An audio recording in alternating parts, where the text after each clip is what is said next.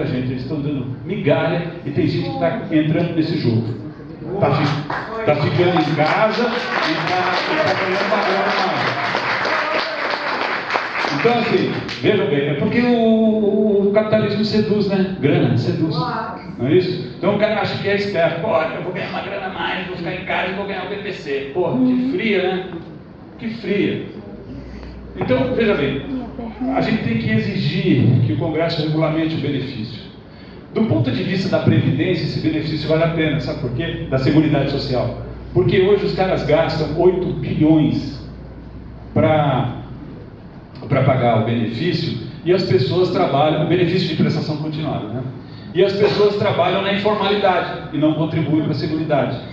Se você criar o auxílio inclusão, esses caras podem até continuar ganhando o BPC, não tem problema. Mas eles vão passar a trabalhar, a ganhar uma renda adicional, que é o auxílio inclusão, e vão contribuir para a Previdência. Pô. Então, quer dizer, do ponto de vista do governo, foi isso que fez o governo apoiar, na época, a ideia do auxílio inclusão. A gente convenceu os caras do ponto de vista atuarial que valia a pena ter o benefício do auxílio inclusão. Entenderam o jogo? Veja bem, numa democracia, espero que a gente tenha democracia daqui para frente, porque ela está sendo ameaçada. O senhor presidente ameaçou levantar a Buduna, não sei o que ele quis dizer com isso. Mas se ele ameaçou levantar a Buduna, a gente não pode deixar, porque numa democracia as coisas não se fazem. Bengala. Não se fazem. É isso mesmo, a gente dá uma bengalada nele. Não, as coisas na democracia não se fazem na força. Não se podem fazer à força. As coisas na democracia se fazem no debate. Então, vejam bem. O que está acontecendo com a lei de cota? Está dançando. Por quê? Porque alguns auditores fiscais ligados ao governo, aliás, ele falou do Ministério do Trabalho como uma força, não existe mais, lembra? Acabou o Ministério do Trabalho. Os caras já acabaram o Ministério do Trabalho. Né? Então, nem Ministério do Trabalho tem ainda. Por enquanto tem Justiça do Trabalho, que está sendo ameaçada, tem Ministério Público que está sendo ameaçado também. Então, veja bem. O que os caras estão fazendo? Eles estão admitindo que algumas empresas paguem uma grana para atleta e não contratem pessoa com deficiência. Isso é um equívoco. Tem nada a ver para atleta com vaga de emprego no trabalho. Porque para atleta é para jogar bola, para fazer, enfim, para a Olimpíada. A cota é para botar a pessoa dentro da empresa. Ou seja, o sistema não quer de fato ter pessoas com deficiência dentro das empresas e é por isso que precisa das leis de ação afirmativa. Elas não são novidade do Brasil, a Europa inteira tem leis de cota, sabia? Os Estados Unidos não têm lei de cota, mas eles têm decisões judiciais que obrigam locais que discriminam pessoa com deficiência a ter cotas também. Então, você não vai de cota dizer que cota é uma coisa fora do comum, não é. Porque é isso, a gente precisa da lei de cotas para romper o preconceito. A hora que tiver acabado o preconceito, vai acabar a lei de cotas. Mas por enquanto precisa mesmo, porque as empresas pensam que a gente não é capaz de produzir. Vocês já sabem de uma coisa? Eu fiz muito termo de ajuste de conduta. Nunca entrei com ação, porque eu sabia que se eu entrasse com ação eu ia perder, porque o judiciário brasileiro é muito resistente à lei de cotas. O que eu aprendi? Por exemplo, a Volvo aprendeu que os cegos são melhores que os que enxergam para fazer o controle da pintura do veículo. Sabe por quê? Porque o tato é melhor que a visão para isso. Mas por que a Volvo aprendeu? Porque eu enchi o saco, fiquei em cima e a gente fez um TAC legal. Ou seja, a Volvo aprendeu a conviver com pessoas com deficiência e sacou que a pessoa com deficiência devidamente instrumentalizada produz igual a qualquer outra. Ou até mais, se o cara tiver um talento especial. O que está acontecendo? Eu tenho lá no meu gabinete o Márcio, o sobrenome do Márcio? Pô. Cruz. Como? Estou aqui, doutor. Ô, Marcelo, peraí. Márcio Cruz. Desculpa, Márcio, eu não te vi.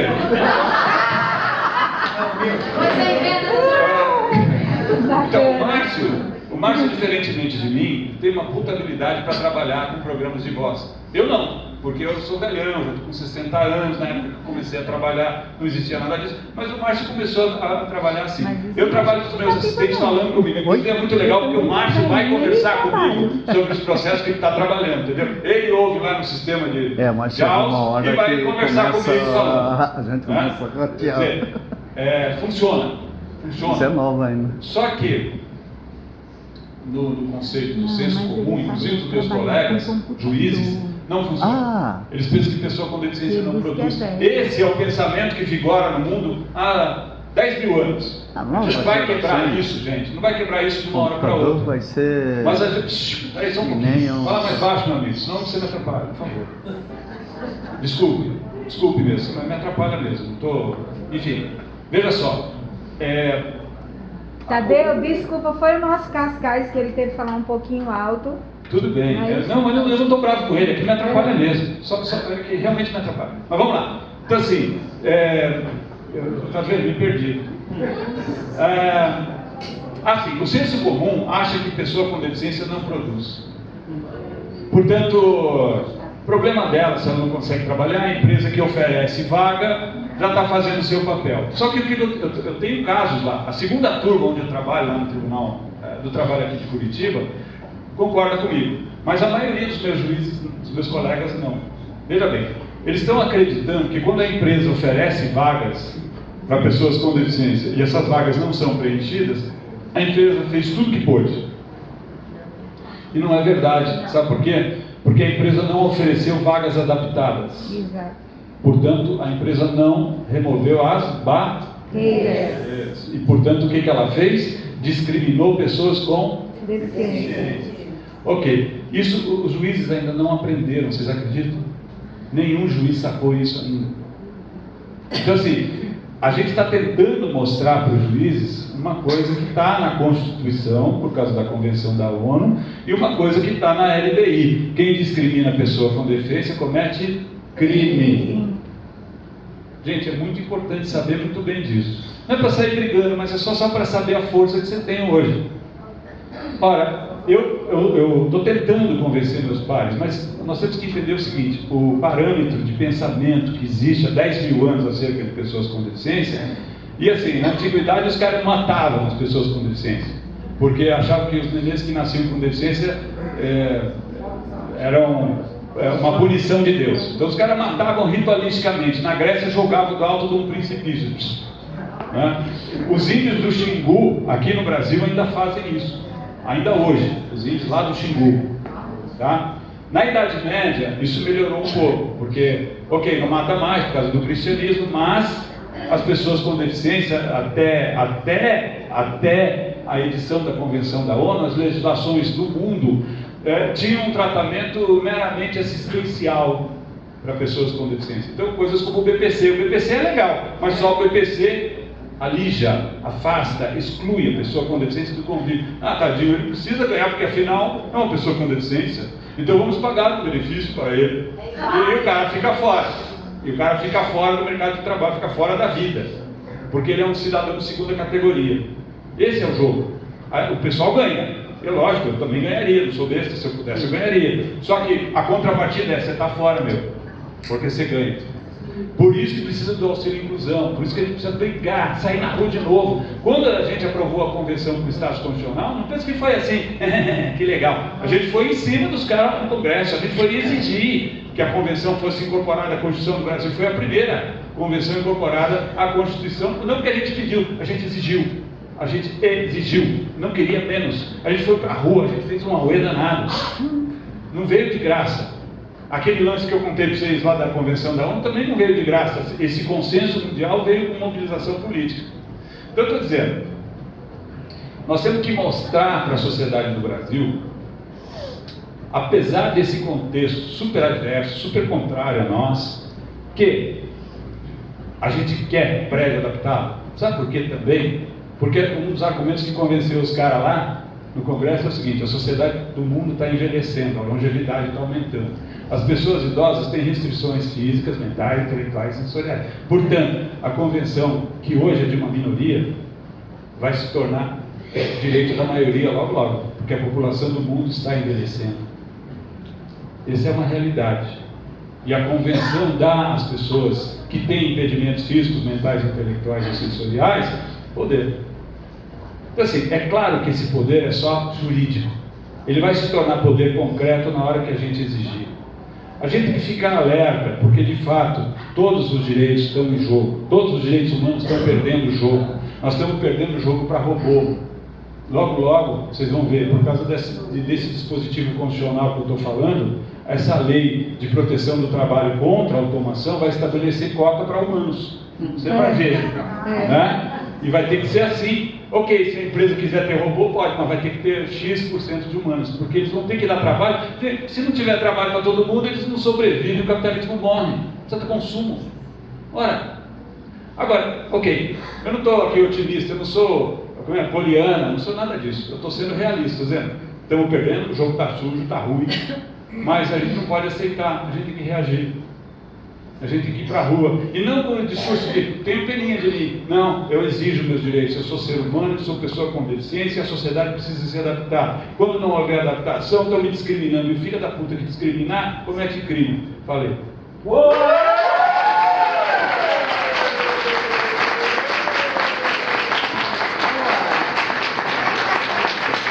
Desculpa aí, falador.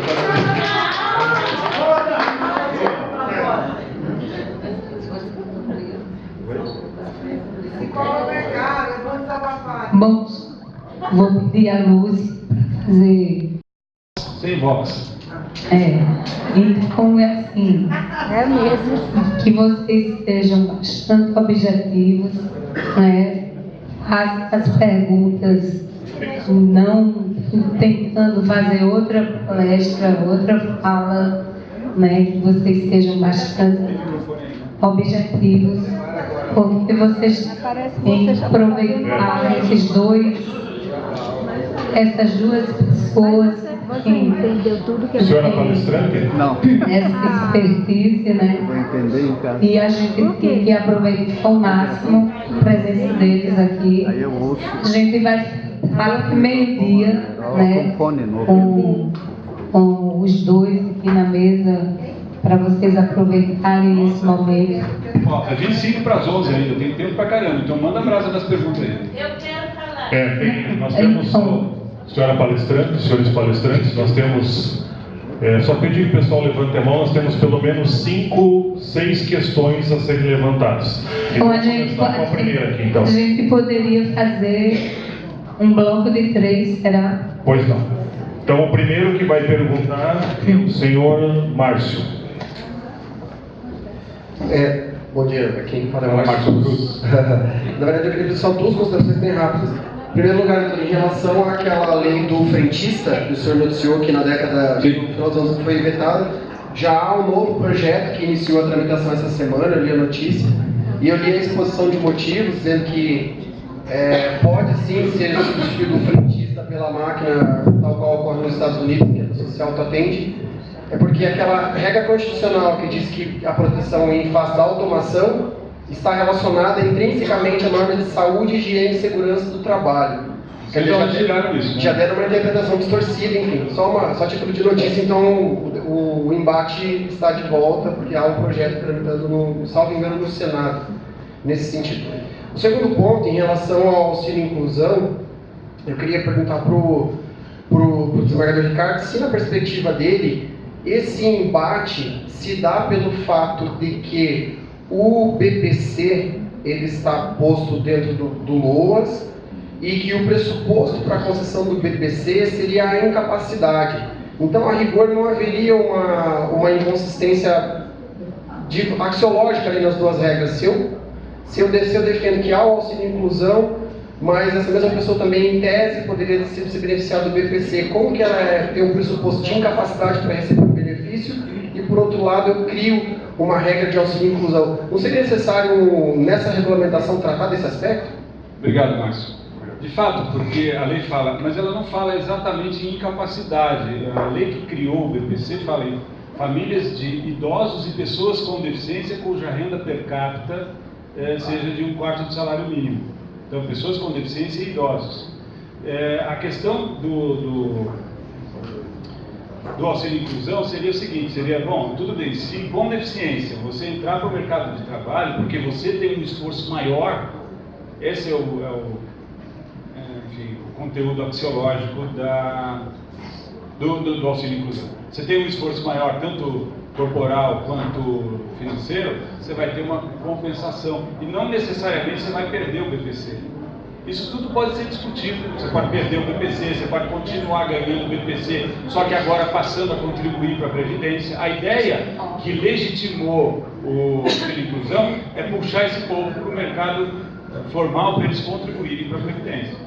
Então pode ser cumulando, pode ser não cumulando, pode ser dependendo do que a gente fizer. Agora, é claro, nós estamos num momento de desvantagem. Não sei de onde os caras fizeram essa interpretação, eu ia falar em exegese, mas exegese é papo que só eu e o Márcio entendemos. Então, eu não sei de onde que eles fizeram essa interpretação, porque não tem nada a ver, né? Nada a ver. Então, assim, é um contexto político. É claro que o direito serve a vários senhores, dependendo de quem está dando as cartas. Agora, sempre, em qualquer contexto, quem dá as cartas é o povo. Se esses caras sentirem que o povo está percebendo o engodo, eles vão ter que recuar. É o único jeito que eu vejo de reação, é o povo sacar o engodo que está acontecendo no Brasil. Né? Espero que esse sinal que está desenhando aí da queda de popularidade persista. Meu medo é que se o Brasil, porque a economia por si só está reagindo, melhorar, possa ser atribuído isso ao governo. E se for aí, eles vão ser reeleitos. E o engodo vai continuar. E o sistema de solapar direitos humanos vai continuar também. E talvez não tenha mais volta. Talvez não tenha mais volta. É muito sério, o momento é muito sério. Essas vagas de trabalho que estão sendo perdidas para robôs não vão ser mais recuperadas. Não vão. Mas... O Enio quer falar, vou passar para ele. Só fazer um comentário na questão do Márcio. Eu acho que o Márcio trouxe uma questão, mas que ajuda a gente a entender um pouco melhor, depois ver como é que o plenário vai agindo aí, mas tem um dado aqui que é interessante. Quando a ideia do BPC, quando ela aparece na Constituição, não é, penso eu aqui, embora olhando, tipo, idosas e pessoas com deficiência. Porque, na verdade, a Constituição estava olhando para grupos vulneráveis, né? Pessoas que, em tese, precisam de uma proteção social do Estado. Essa é, para mim, aqui o núcleo da questão.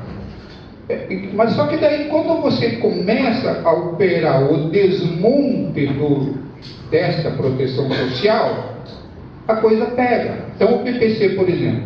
Evidentemente que a questão do BPC, o Ricardo comentou aqui, nós sabemos disso. Agora, nós também sabemos de uma coisa. Quantas pessoas com ou sem deficiência existe no Brasil que não vão acessar mercado? Não vão, é besteira.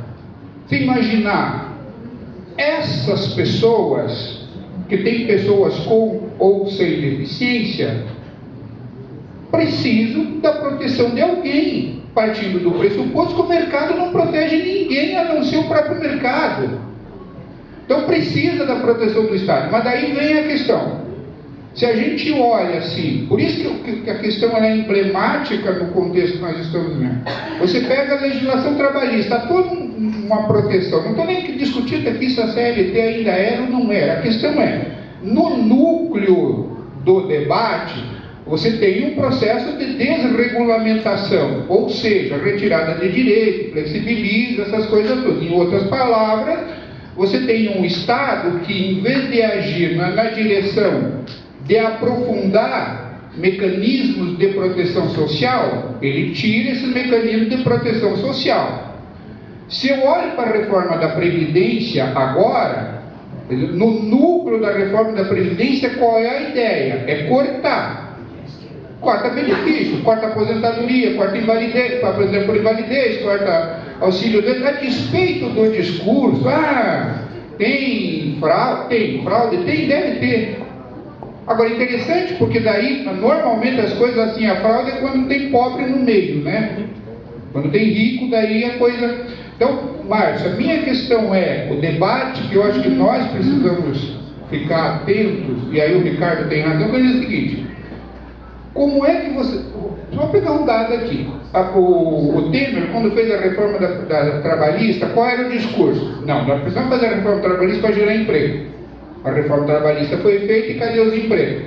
Todos os dados hoje, todos, mostram um processo de aprofundamento de precarização do trabalho e redução de massa salarial. Outro, Reforma da Previdência. Não, tem que fazer reforma da Previdência para gerar emprego. Hoje, os próprios defensores da reforma da Previdência estão dizendo, mas só a reforma da Previdência também não vai resolver o problema.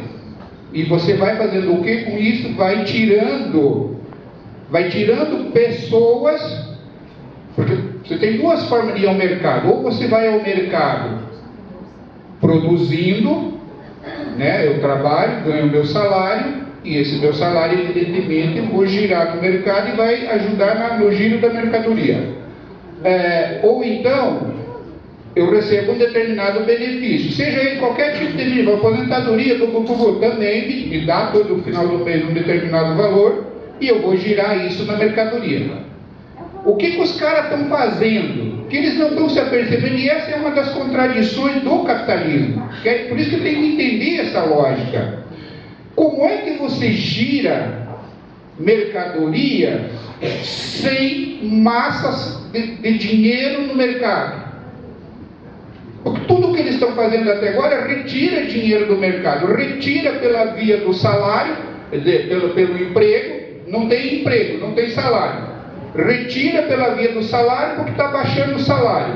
Retira pela via do benefício porque está cortando o benefício. Retira pela via do benefício porque agora na reforma desvincula o salário mínimo do valor do salário do benefício. Então toda a arquitetura até agora diz o seguinte: está tirando dinheiro da sociedade de modo geral, mas ao mesmo tempo eles cobram que tem que girar o mercado, tem que fazer produzir. Como é que se lida com essa contradição? Esse é o nó, e que está começando a se explicitar.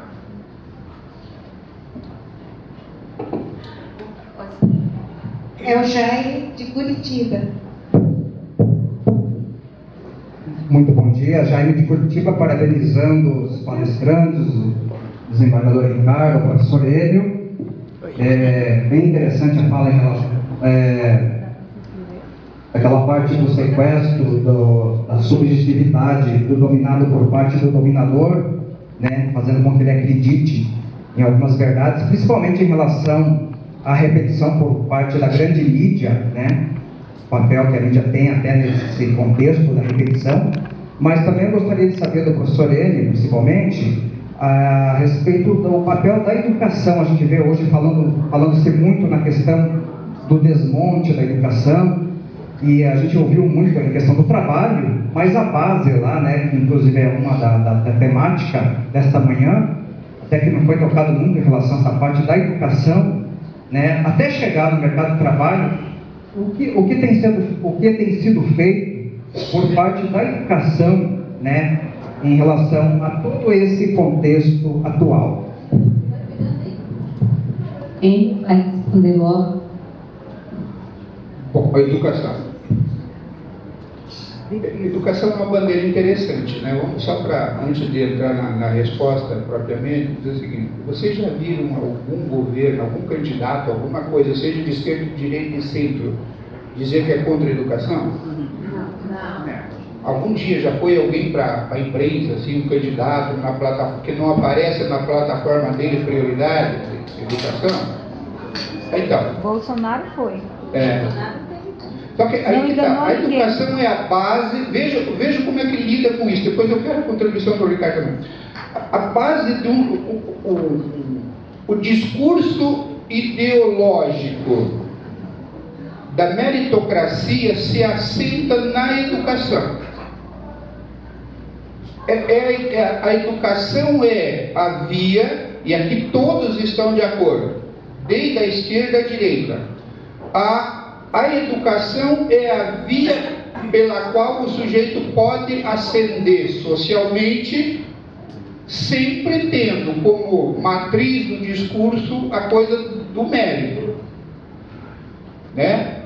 Por isso que a educação ela tem uma relevância, não tanto nesse governo agora, isso me preocupa, já chegou lá, mas quando a gente olha para a questão da pessoa com deficiência, essa coisa é mais grave um pouco. Porque daí qual a educação que nós, pessoas com deficiência, historicamente recebemos? Qual a educação que foi destinada para nós? Partindo do pressuposto, e agora é um entendimento meu, que não é de mercado, não é de governo. Partindo do pressuposto que, ao ter uma deficiência, o mecanismo de compensação desta perda que eu tenho pela perda visual, ela deveria ser proporcionada por uma melhor qualidade de educação. Certo? Logo, a melhor educação deveria ser para a pessoa com deficiência, para fazer este processo de compensação. Entretanto, historicamente, qual a educação que está reservada para nós? A pior. Que é isso, gente? A pior das educações que está reservada para nós, pessoas com deficiência. Claro, alguém vai dizer, não, mas o Ricardo está aqui e chegou a desembargador. O Enio está aí, é mestre, a Joana, muitos aqui pelo Brasil afora. A gente conseguiu furar esse cerco, digamos assim. Exceção que confirma a regra. Exceção que confirma a regra. Então, exatamente.